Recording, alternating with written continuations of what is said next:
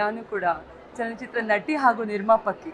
First of all life today ನಿಜವಾಗ್ಲೂ ಜೀವನ ಇವಾಗಿಂದ ಅಂದರೆ ನಾವು ನೋಡಿದಾಗಿಂದ ಈಗ ಒಂದು 10-20 ವರ್ಷದಿಂದ ನೋಡಿದಾಗ ಇವಾಗಿನ ಲೈಫ್ ಸ್ಟೈಲ್ ಹೇಗಿದೆ, ಎಲ್ಲರ ಲೈಫಲ್ಲಿ ಯಾವ ರೀತಿ ಇದೆ ಅಂತ ನಿಜವಲ್ಲ. ಅದರಲ್ಲೂ ಕೂಡ ಹುಡುಗಿರು ಹುಡುಗರಿಗೆ ಒಂದು ಪ್ರೀತಿ, ಮದುವೆ ಪ್ಲಸ್ ಕರಿಯರ್ ಮೂರನ್ನು ಕೂಡ ಒಂದು ಒಳ್ಳೆ ಕಂಟೆಂಟ್ ಆಗಿ ತೆಗೆದಿದ್ದಾರೆ ಈ ಲೈಫ್ ಟುಡೇ ಡೈರೆಕ್ಟರು. ಒಳ್ಳೆ ಸಂಭಾಷಣೆ ಇದೆ, ಡೈಲಾಗ್ಸು ಕೆಲವೊಂದು ಸರಿ ಎಷ್ಟು ಖುಷಿ ಕೊಡುತ್ತೆ, ಪ್ರೀತಿಲಿ ಮುಳುಗೋ ಥರ ಮಾಡಿದ್ದಾರೆ ಅಂದರೆ. ಜೊತೆಗೆ ವೃಷಾ ಹೀರೋಯಿನ್ ಆ್ಯಕ್ಟಿಂಗಲ್ಲಿ ಎಲ್ಲ ಎಮೋಷನ್ಸು ನಾವು ನೋಡ್ಬೋದು. ಎಷ್ಟು ಪ್ರೀತಿಲಿ ಮುಳುಗಿರೋದು, ಅಷ್ಟೇ ಟ್ವಿಸ್ಟ್ ಏನು ಕೊಟ್ಟಿದ್ದಾರೆ. ಆ ಮದುವೆ ನಂತರ 2 ಟ್ವಿಸ್ಟ್ಗಳು ವಾಪಸ್ ಬಂದಾಗ ಎಲ್ಲ ಮುಗಿಸ್ಕೊಂಡು ಒಬ್ಬಳೇ ಇಂಡಿಪೆಂಡೆಂಟ್ ಆಗಿ ಹೊರಟುಬಿಡ್ತಾಳೆ ಅನ್ನೋ ಒಂದು ಕಂಟೆಂಟ್ ಜೊತೆಗೆ ಮತ್ತೆ ಮರಳಿ ಪಡೆಯುವಂತಹ ಪ್ರೀತಿ ಏನಿದೆಯಲ್ಲ ಅದ್ಭುತವಾಗಿ ತೋರಿಸಿದ್ದಾರೆ. ಎಲ್ರಿಗೂ ಮನಸ್ಸಿಗೆ ನಾಟತ್ತೆ ಇದು. ಎಸ್ಪೆಷಲಿ ನೋಡಬೇಕು ಅಂದರೆ ಈಗಿನ ಕಾಲದಲ್ಲಿ ಮದುವೆ ಆಗಬೇಕು ಬೇಡೋ ಅನ್ನುವಂಥ ಗೊಂದಲ ಹುಡುಗಿರಿಗೂ ಇದೆ.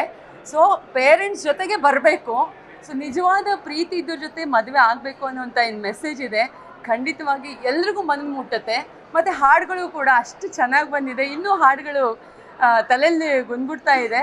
ವೃಷಾನ್ ಆ್ಯಕ್ಟಿಂಗು ಮತ್ತು ಹೀರೋ ಹೊಸದಾಗಿ ಬಂದಿರೋಂಥ ಕಿರಣ್ ಅವ್ರದ್ದು ಅದ್ಭುತವಾದ ಆ್ಯಕ್ಟಿಂಗು ತುಂಬ ಚೆನ್ನಾಗಿದೆ. All the very best. ಈ ಮೂವಿ ಎಲ್ಲರೂ ಪ್ಲೀಸ್ ಒಂದು ಸರಿ ನೀವು ಥಿಯೇಟರಿಗೆ ಬಂದು ನೋಡಲೇಬೇಕು. ಲೈಫ್ ಟುಡೇ ಸೆಕೆಂಡ್ ವೀಕಿಗೆ ಬಂದಿದ್ದೀವಿ. ಆ್ಯಂಡ್ ಇರೋ ಫ್ಯಾಕ್ಟ್ ಮಾತಾಡ್ತೀನಿ. ಎಲ್ಲ ಕಡೆ ಅದ್ಭುತವಾದ ರಿಪೋರ್ಟ್ಸು, ತುಂಬ ಚೆನ್ನಾಗಿ ಹೋಗ್ತಾ ಇದೆ.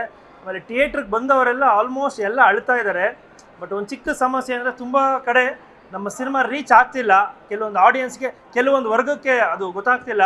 ಸೊ ದಯವಿಟ್ಟು ಎಲ್ರಿಗೂ ರಿಕ್ವೆಸ್ಟ್ ಮಾಡ್ಕೋತೀನಿ, ದಯವಿಟ್ಟು ಬಂದು ಸಿನಿಮಾನ ಥಿಯೇಟ್ರಲ್ಲೇ ನೋಡಿ. ಇನ್ನೊಂದು ವೀಕ್ ಅಷ್ಟೇ ನಮ್ಮ ಟೈಮ್ ಇರೋದು. ಸೊ ಆ್ಯಕ್ಚುಲಿ ತುಂಬ ಖುಷಿಯಾಗಿದ್ದೀನಿ. ಒಬ್ಬ ಹೊಸಬನ್ ಸಿನಿಮಾ, ಸ್ಟಾರ್ಗಳು ಸಿನಿಮಾ ಜನ ಬರೋದು ಓಕೆ. ಹೊಸಬನ್ ಸಿನಿಮಾಗೆ ಆ್ಯಕ್ಚುಲಿ ತುಂಬ ಹೌಸ್ಫುಲ್ ಶೋಸ್ ಆಯಿತು. 80% ಆಕ್ಯುಪೆನ್ಸಿ ವೀರೇಶಲ್ಲಿ, ಓರಿಯನ್ ಮಾಲಲ್ಲೆಲ್ಲ. ಸೊ ತುಂಬಾ ಖುಷಿ ಇದೆ. ಆ್ಯಂಡ್ ಕಂಟೆಂಟ್ ಅಂತ ತುಂಬ ಸರಿ ಹೇಳ್ತಾ ಇದೆ. ಕಂಟೆಂಟ್ ಸಿನಿಮಾ ಮಾಡಿದ್ದೀನಿ, ಬಟ್ ಆ್ಯಕ್ಚುಲಿ ತುಂಬ ಬೇಜಾರಿದೆ. ನೆಕ್ಸ್ಟ್ ಕಂಟೆಂಟ್ ಮಾಡಬೇಕಾ, ಕಮರ್ಷಿಯಲ್ ಮಾಡಬೇಕಾ, ಇದರ ಒಳ್ಳೆ ಸಿನಿಮಾ ಮಾಡಬೇಕಾ, ತಿರ್ಗಾ ಕಮರ್ಷಿಯಲ್ಗೆ ಹೋಗ್ಬೇಕಾ ಅನ್ನೋ ಮೈಂಡ್ಸೆಟ್ಟಿಗೆ ಬಂದುಬಿಟ್ಟಿದೆ, ಗೊತ್ತಾಗ್ತಿಲ್ಲ. ಸೊ ದಯವಿಟ್ಟು ಎಲ್ಲರೂ ಬಂದು ಥಿಯೇಟ್ರಲ್ಲಿ ಸಿನಿಮಾ ನೋಡಿ. ಮುಂಚೆ ಎಲ್ಲ ಹೇಳ್ತಾ ಇದೆ ತೆಲುಗು ತಮಿಳ್ ರೇಂಜಿಗೆ ಸಿನಿಮಾ ಮಾಡಬೇಕು ಅಂತ. ಈ ಪರಿಸ್ಥಿತಿ ಎಲ್ಲ ನೋಡಿದಾಗ ಒಂದು ಗೊತ್ತಾಗ್ತಾ ಇದೆ, ತೆಲುಗು ಅವ್ರನ್ನೆಲ್ಲ ಕರ್ಕೊಂಬಂದು ಸಿನಿಮಾ ಮಾಡಬೇಕು ಅಂತ. ಆವಾಗಲೇ ಎಲ್ಲರೂ ನೋಡ್ತಾ ಇದ್ದಾರೆ. ಏನು ಹೇಳ್ಬೇಕು ಗೊತ್ತಿಲ್ಲ. ಕನ್ನಡಕ್ಕೆ ಒಂದು ಒಳ್ಳೆ ಸಿನಿಮಾ ಮಾಡಿದ್ದೀವಿ. ಸೊ ದಯವಿಟ್ಟು ಎಲ್ಲರೂ ಥಿಯೇಟ್ರಿಗೆ ಬಂದು ಸಿನಿಮಾ ನೋಡಿ ಗೆಲ್ಲಿಸಿ ಅಂತ ಕೇಳ್ಕೊಂತೀನಿ. ಈ ಥರ ಸಿನಿಮಾ ಮಿಸ್ ಮಾಡ್ಕೊಂಡು ಆಮೇಲೆ OTTಲಿ ಹೊಗಳಿದ್ರೆ ಏನೂ ಉಪಯೋಗ ಇಲ್ಲ. It's a theatrical experience movie.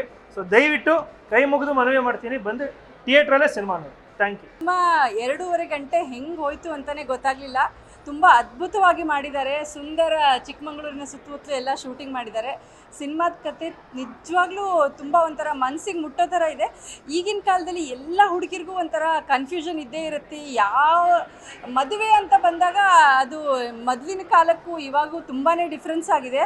ಅದನ್ನು ಈ ಚಿತ್ರದಲ್ಲಿ ತುಂಬ ಚೆನ್ನಾಗಿ ತೋರಿಸ್ಕೊಂಡಿದ್ದಾರೆ. ಯಾವ ಥರ ತಂದೆ ತಾಯಿ ಪ್ರೀತಿನ ನೋಡಬೇಕು ಅಥವಾ ಪ್ರೀತಿಸಿದ ಹುಡುಗನ ನೋಡಬೇಕು, ಆ ಕನ್ಫ್ಯೂಷನು ಎಲ್ಲ ಹುಡುಗಿರಲ್ಲೂ ಇರುತ್ತೆ. ಸೊ ಅದನ್ನ ಯಾವ ಥರ ನಿಭಾಯಿಸಬೇಕು, ಆ ಗೊಂದಲ ಎಲ್ರಿಗೂ ಇರುತ್ತೆ. ಅದರಲ್ಲಿ ಇಲ್ಲಿ ವೃಷಾ ತುಂಬ ಚೆನ್ನಾಗಿ ಆ್ಯಕ್ಟಿಂಗ್ ಮಾಡಿದ್ದಾಳೆ. ಹಾಗೆ ಇಬ್ಬರು ಹೀರೋಗಳು ಕೂಡ ತುಂಬ ಅದ್ಭುತವಾಗಿ ನಟನೆಯನ್ನು ಮಾಡಿದ್ದಾರೆ.